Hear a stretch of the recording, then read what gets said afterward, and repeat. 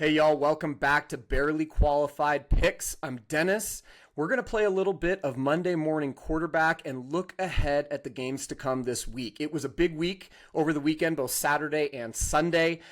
This week ahead looks like it's going to be a big week as well. I've got some games that have really popped out to me as the spreads have been set for both college and NFL in this coming weekend. Excited to talk about those. But first, let's talk about the weekend that was. And before we get to the actual results, let's talk about the coaching landscape in college football. Boy, oh boy, it was a bloody Sunday with 3 more coaches biting the dust. If you read the blog post last night, I said there had been 7 firings by midseason. There are actually 8. I forgot about Troy Taylor at Stanford. 8, with 3 more yesterday in James Franklin, Trent Bray at Oregon State, and Trent Dilfer at UAB.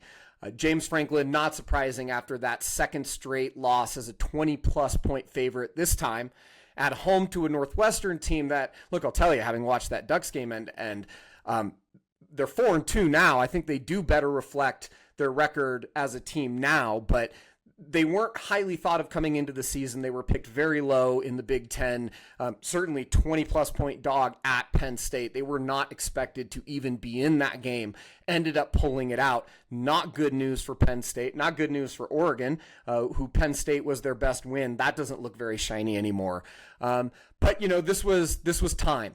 The team seemingly had quit on James Franklin, evidenced by these last 2 weeks. The fans had definitely quit on James Franklin, as evidenced by the Fire Franklin chants that have been so omnipresent in Beaver Stadium these last couple of games, even going back to the game against Oregon. And now the administration has quit on James Franklin, even though they've got to get together $45 million, which they have. They're not going to have to go deep into couch cushions to find that money, but they've got to pay James Franklin a lot to go away and then turn their focus on who they're going to get next. And that's not going to be cheap, because Penn State is a prestigious program that's going to be looking for a top flight coach. And the discussions are already being had around Matt Rhule, who obviously had a turnaround at Temple, where he was hired by the athletic director who is now at Penn State. His name escapes me, apologies. He then had a turnaround at Baylor. He then went to the Carolina Panthers before coming to Lincoln, Nebraska, where in his 3rd year, he's got the Cornhuskers 5-1, ranked in the top 25 and looking like a real top 25 ranked team. Nebraska has fed on some low-level competition early in the season in prior years and then been, unmasked to be not a very good football team, but it doesn't seem to be the case this year. They seem to be real. We'll know a lot more in the coming weeks.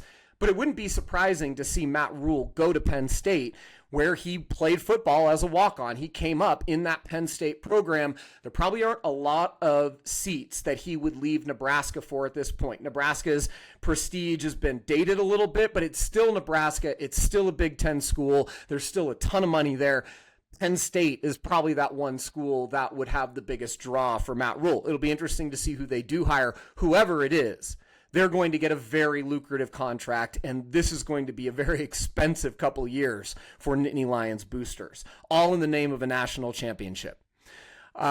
Next up, we have Oregon State and Trent Bray. That's a much tougher situation in Corvallis, where you don't really have the prestige. There have been a number of great names that have come through Corvallis over the years. I've mentioned in the blog post Steven Jackson and Derek Anderson and everybody's favorite wide receiver Mike Hass, TJ Hushmanzada, Ken Simonton. So many great players. I'm thinking of offensive players. There have been great defensive players as well. But when you look at those names, it's been a long time. Even Jonathan Smith, who was one of the great Beaver quarterbacks and led the Beavers to a 10-win season just a few years ago in 2022. He's at Michigan State now, where things are not going great. Maybe things continue to go poorly, and he becomes an available coach for Oregon State to go pursue, though I'm not sure that Oregon State would be his top choice. But Jonathan Smith and his 10-win season feel eons ago. Those big-name players feel eons ago. The tough thing for Oregon State, even as the Pac-12 expands again from the Pac-2, picking up a bunch of Mountain West schools and expanding at the Mountain West expense, they're not really a Power 4 conference in that new structure. They're not really a group of five. They're sort of a group of power 4.5, if you will. That's not a great thing. The dollars from an NIL perspective are not going to be there. At least they're not right now. And unless the Reeser companies start selling a lot more potato salad, they start turning over a lot more salsa, it's hard to see a world where Oregon State's coffers are going to get filled to the point that they can recruit against other Power 4 schools. If you can't offer those deals these days, they're just not going to pick you. And if they don't pick you, when it comes to guys that have a choice between Power 4 programs, you're looking at competing for the group of five guys that are out there, and that's going to lead to group of five type rosters. And unfortunately, that's going to lead to a group of five type of results. So not looking good for Oregon State. Not sure who they're going to be able to go get. I hope for the Beavers' sake that something works out and Jonathan Smith is able to come home because he understands the area and how to recruit it. And he's a great developer of talent, even though those Spartan teams are not doing so well under Jonathan Smith in a highly competitive Big Ten. And then, of course, finally, Trent Dilfer, he is out at UAB. That is a tough spot for Trent Dilfer. The UAB program has never been a great one. It was shut down from 2014 to 2017. Bill Clark led the program for a number of years until Trent Dilfer came in 2022 when Bill Clark retired. Trent Dilfer has, definitely been there, and he has been trying to build that program up in the American, and it just hasn't worked out. He had Jalen Kitna, former NFL quarterback John Kitna's son, playing for him this year at starting quarterback, and man, some flashes for UAB. Their passing game had moments to it in the bits that I've watched, especially in that Army game, but they're just not a good program. I can certainly understand why the administration decided they needed a new direction at 2-4. Unfortunately, I'm not sure what that new direction is. I'm not sure how they're going to compete for an up-and-coming talent. Oregon State might be able to pull a Washington State and go get a top FCS school like the Cougars did with Jimmy Rogers last year. I'm just not sure that UAB is going to be able to do the same thing. That's really challenging.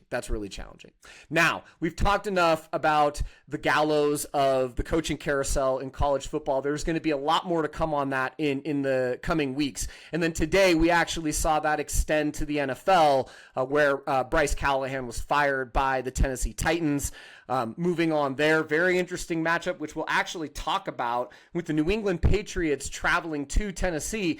I had written down the spread at 7.5 in favor of the Patriots before that news broke. It'll be interesting. We'll check it live together once we get to that game in a little bit. But I have to imagine that with the coaching turnover that's going, and the fact that Vrabel's got his revenge game coming back to Tennessee, that's got to push that spread up a little bit, which I don't like because I was liking the Patriots at 7.5.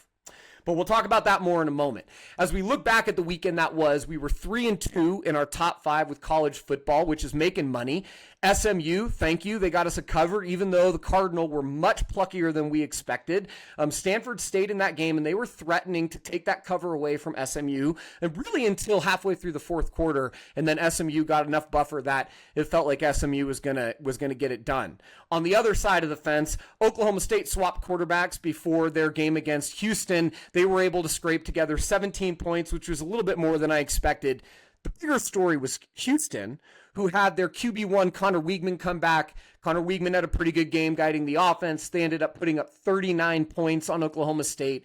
And the lesson, as always, kids, is don't ever give any credit or benefit of the doubt to a team like Oklahoma State, whose defense is in the doldrums, 16th in the conference in every regard, and think that there's even a chance that they can step up against a middling offense. They can't, they won't. We'll remember that going forward when it comes to Oklahoma State. The right play there would have just been to take Houston minus 13.5. Lesson learned.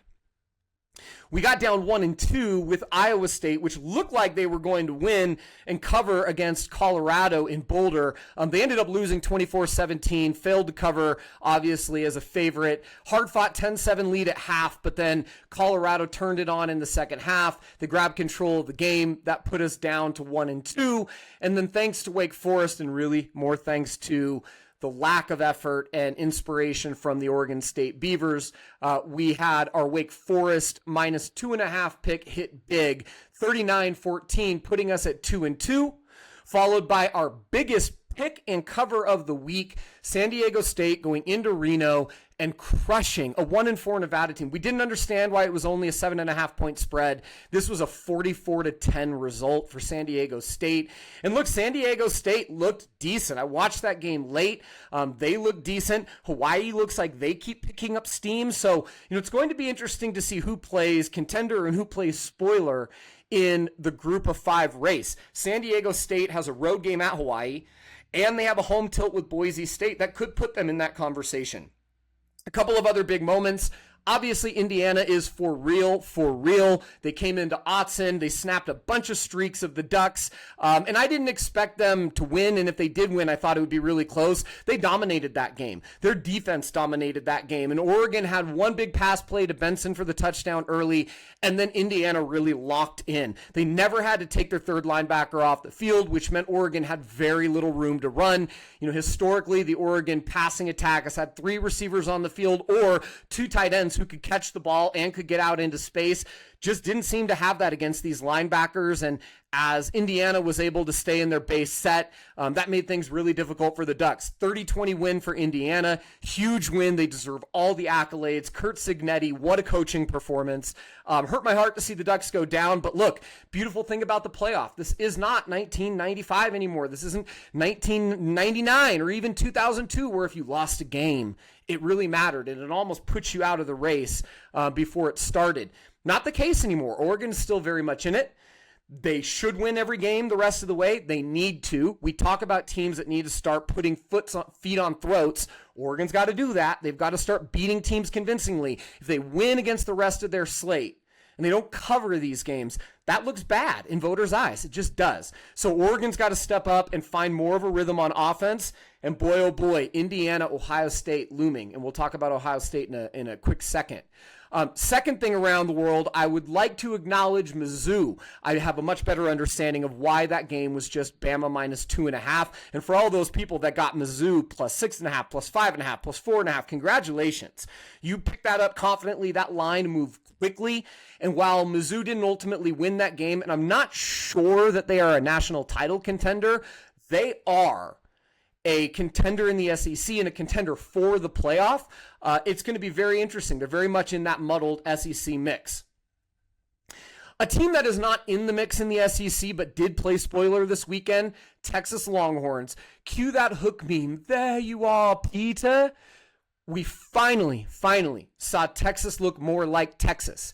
And Arch Manning wasn't great. He only had 166 yards passing, but he was efficient. He had a 77% completion rating. He had 34 yards on the ground on just 4 carries, and that supplemented Quintrevion Wisner's 94 yards on the ground. He almost got to 100. Very efficient running day for Wisner, and that running game complemented Texas's suffocating defense in a big way. John Natir did play for Oklahoma, didn't play particularly well, but I wouldn't necessarily say it was the broken hand that he recently had surgically repaired. I still give him all the kudos in the world to be out there 2 weeks later. I'm not sure that he was ready, but I'm not sure that starting a backup was going to put Oklahoma in a better position than having Natir out there. It was the defense why Texas won this game, and they're going to need the defense to keep winning games. They're also going to need the offense to keep producing. 23-6, an impressive win in the Red River rivalry over Oklahoma. If Texas runs the table, they're not out of this. They are Texas. That's a big name. Arch Manning, obviously a big name, but they've got to start winning big the rest of the way.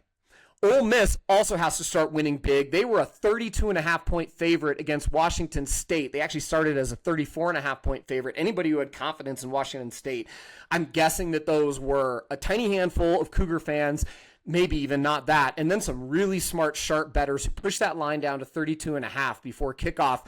And they were right, because Ole Miss scraped by Washington State. The Cougars actually led most of that game. And the Rebels only pulled it out late, getting out of that upset zone when they went up 10 points late in the second half. The SEC race is crowded, as I said, and it's so crowded that in many ways it's going to be a beauty contest. Ole Miss, fix your face, girl. You cannot go out in public like that again. If they perform like they did against Washington State, they will lose a couple of these games, and they will be out of the playoff race as quickly as they made their way into it. Texas Tech, on the other hand, is giving everybody reasons to stop doubting them. They dominated Kansas, who is a good offensive team, not a very good defensive team this year, and they blanked the Jayhawks 21-0 in the second half en route to a 42-17 win. The Texas Tech Raiders have a war chest. They spent that on very talented players. So far, the scheme in all three phases of the game is really working for them, and that has put them in pole position for the Big 12 in what is also a crowded race. But it's a crowded race where one team is standing out right now, and it's the Texas Tech Red Raiders. Their biggest game left on the schedule is BYU in Lubbock on November 8th. That's going to be an interesting matchup. Now, BYU has to get out of this weekend. They've got their Holy War game against the Utah Utes at home, where they are an underdog, and we'll talk about that in a moment. I think that is not smart to have the home team undefeated, even with starting a freshman quarterback as an underdog in this game. But I do think it's going to be a battle.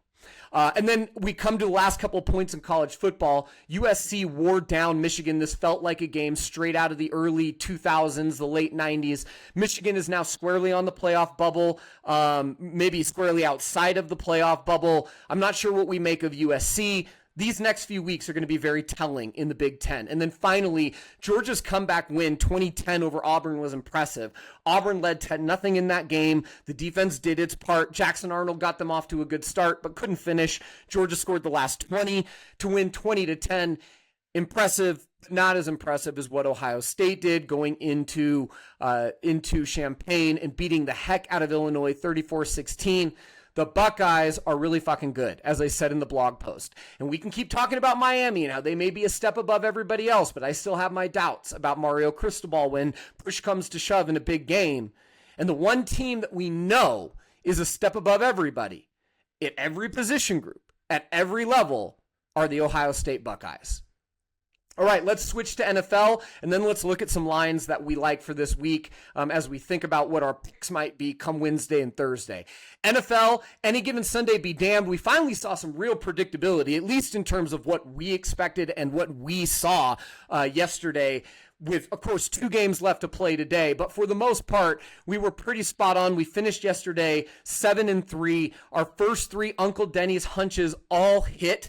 And like I said, this has been a wacky year. I said it could be a wacky year on Sunday morning in London when the Denver Broncos and the New York Jets faced off, and it was. The Jets almost won that game despite the fact that Justin Fields had the worst passing outing of his career, called it, or at least of his season, and his career, but I didn't call it for his career. I can't call bank shot on that. I can call bank shot for the season. I'm going to call bank shot for the season.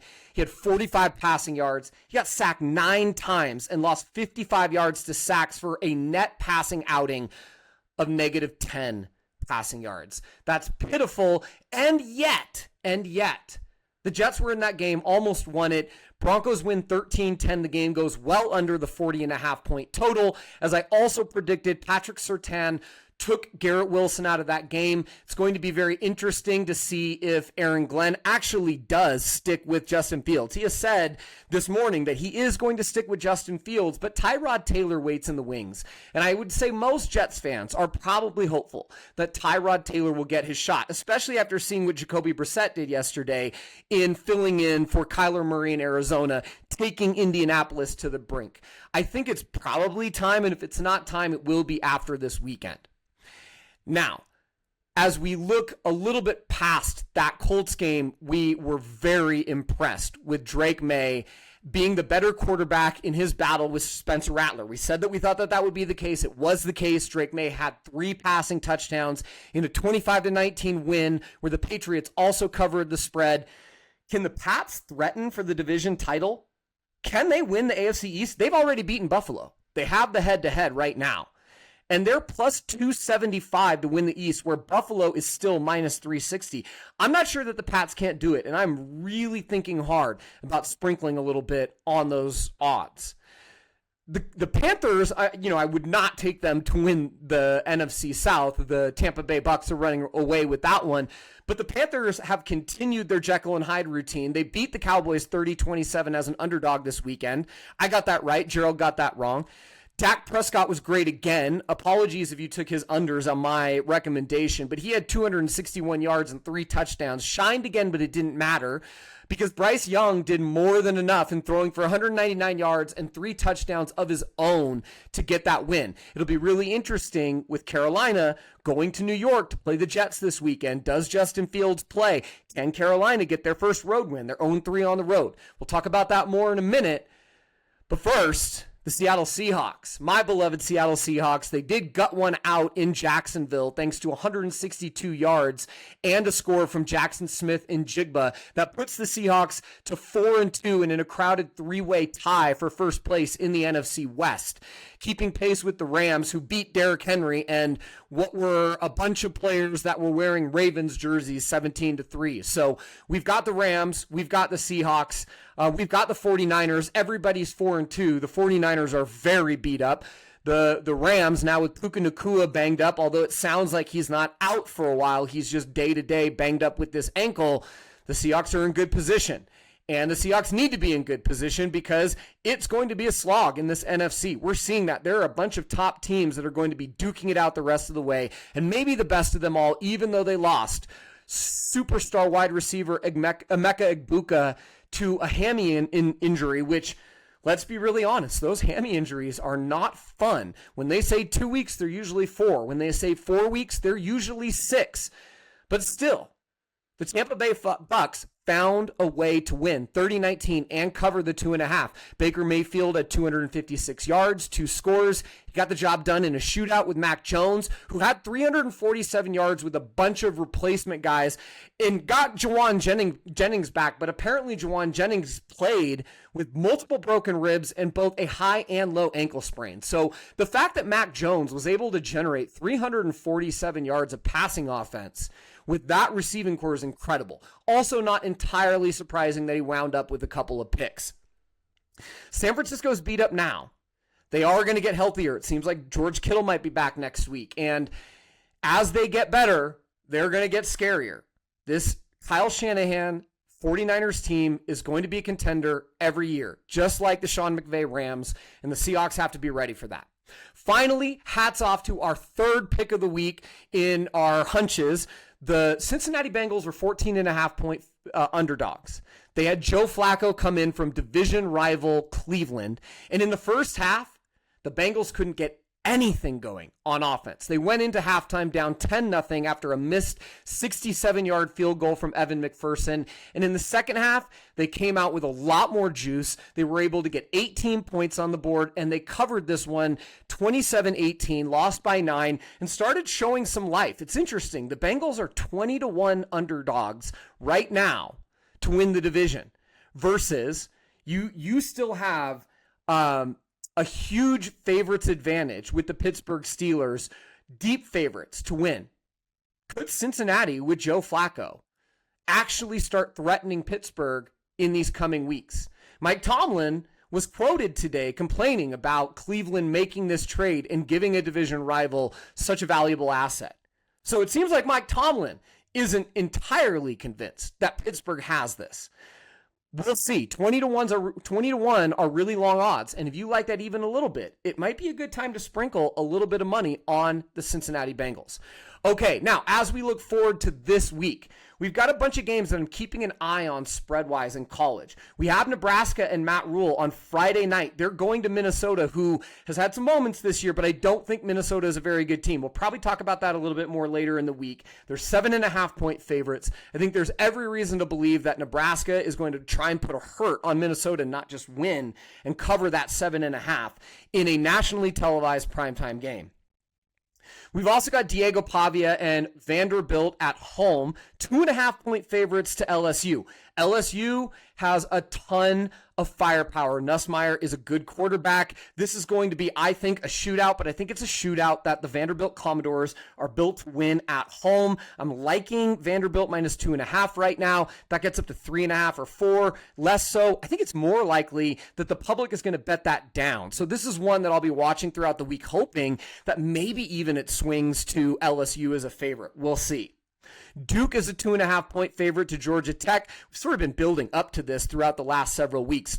Duke's defense has gotten better and better and better. They are a takeaway machine right now. Georgia Tech keeps winning games, finding ways to win. Not always pretty, but they're getting it done. This is going to be a big showdown in Durham, and I think Duke's home crowd is going to be ready for this. I'm liking Duke in this game, but we're going to have to watch this the rest of the week as well. Ole Miss goes to Georgia, and I don't really know which way this is going to come out, but I think this is going to be one of those traditional SEC slobber knockers. I think it's going to be a fairly low-scoring game, and the total is set at 54.5. I could see this being a game that's ground and pound both ways with a couple of big shots, but I'm leaning towards the under. We'll see how the injury report shapes up. We'll see what the local reporters are going to say throughout the week, but right now I'm liking the under on that Ole Miss at Georgia game. Last three, USC is an 8.5-point dog at Notre Dame. That is a huge rivalry game. Both teams are feeling themselves right now. I don't think it's going to be that disparate of a game. My sense is this is going to be a one-score game that comes down to the late fourth quarter. And maybe even the team that has the ball last is the team that's going to win. I'm not really sure, but 8.5 feels like a lot. We'll have to monitor that one as well. And then I talked about BYU. They're plus 3.5 right now at home against Utah in this incredible rivalry matchup that's been going on for decades. And I think that BYU is going to be beyond up for this game. So right now I'm really liking BYU, not just to cover the 3.5, but to win the game outright. It's weird to me that we're getting plus money on that. And then finally, I'm sorry, Stanford, but we're going back to the well. FSU really has to get right, and they should be able to get right, even with a cross-country flight at the Cardinal. Stanford's not a hard place to play. I think there are probably going to be a fair number of FSU fans that decide to go out to the Bay and make a weekend of it. I think that that's going to be a really tough spot for the Cardinal, and I think FSU is going to need to win by 3 touchdowns or more. They can't have what happened against Virginia, and frankly, Stanford isn't even close to the level of talent and production that Virginia has put out there this year. So they should cover that, and I think that it's 18.5 right now. If it's not 21.5 by kickoff, I will be very surprised. As we look at the NFL, Bears -5 against the Saints. I'm liking the Bears right now. I think that Ben Johnson can help turn that offense around and really get Caleb Williams into a good place. I really like Rome Odunze. I think having DJ Moore across from him, that's a potent offense. Don't like DeAndre Swift from a running game perspective, but he's better than a lot of the replacements that would be out there. Look, I don't hate the Bears. I don't love 5.5 points. So I'm hoping that that number comes down to 3.5 and we can get the Bears 3.5. But otherwise, I don't think we would take the Saints, but I think that that's going to be a competitive game. Pats, again, we're going to have to see what happens with this spread. In fact, we should look right now. Let's take a peek. We'll just look at ESPN.com to see what's happening with that spread next week. Patriots at the Titans. It's looking like it's still 7.5 right now. That's surprising to me. Maybe that was already priced in because there was knowledge among insiders that this was going to happen today. But 7.5, I'm liking the Patriots at 7.5. Maybe one that you buy down to 7 just in case, but my sense is that's not going to be close, and Vrabel's going to want to go in there and make a real statement in Tennessee where he spent so many years as head coach before they ousted him in search of a brighter future that they certainly have not found. I like the Giants and Denver under 40.5 right now. Again, Denver's playing great defense. The Giants have one of the best front four in the league. It's going to be interesting to see if Jackson Dart can stay alive the way that he's been running the ball. Either the Giants get him to stop taking so many chances in running the ball and taking so many hits, in which case I think the offense isn't quite as good, or he takes those risks and potentially he goes out for some or all of the game, in which the Giants' chances of scoring aren't good. I think the Giants' defense, especially at home, is going to be competitive. This is at Denver. So less so, I think it's going to be tougher at Denver. But I still think, Denver will get theirs 22, 23 points. But I'm just not sure that the Giants are going to be able to get theirs in this game, especially on the road. So I'm leaning towards the under there. Carolina is -1.5 at the Jets. Again, you're just picking them to win, essentially. And I got to think that Carolina is going to win one on the road this year somewhere. And there's probably no better spot than in the Meadowlands against the Jets. This might be Justin Fields' last chance. I think Carolina is going to come out hunting for him. So right now, my lean is towards Carolina. Similarly, my lean is to the Bucks plus 4.5 at the Lions. I'm not sure that the Bucks are going to win like the Bucks when they went to Seattle, and they did win, but I'm not sure that they're going to win. But I do think this is a field goal game. I think the Lions are going to be very hungry to get back on their winning ways after losing at Kansas City last night. I just think that this is going to be a very competitive game. Baker, 4 out of 6 of his games have been 3-point or fewer games, and he tends to be, in the game till the very end. That bodes well for plus 4.5. So I'm leaning Bucks plus 4.5. And then finally, Seahawks are 3.5-point favorites at home against the Texans. Big Monday night spot. The Texans have won 2 straight, but against the Titans, who of course have now fired their coach, and the corpse of the Ravens. I'm not sure what we put into that. They lost their 3 prior games to the Jacksonville Jags on the road, to the Bucks at home, and at the Rams. I think the Seahawks are a lot more like those first 3 teams than like the last 2 teams that they've played. And I think that the Seahawks are on an upswing. As I mentioned coming into this week, really like that defensive scheme. I like the running game. I love the fact that they have a true number 1 in Jackson Smith-Njigba who can run all the routes and seems to always get open. I'm leaning Seahawks minus 3.5, but again, one that we're going to have to monitor throughout the week. So thank you all for tuning in. It has been a fun weekend of football. We've got 2 more games tonight. I'm hoping that those games are good games as well for us, with the Bills and the Falcons, and then the Bears visiting the Commanders. I think we'll learn a lot more. That will inform our thinking for next week. As always, may the betting gods bless your picks. I wish you all the best of luck, and until we speak next, take care.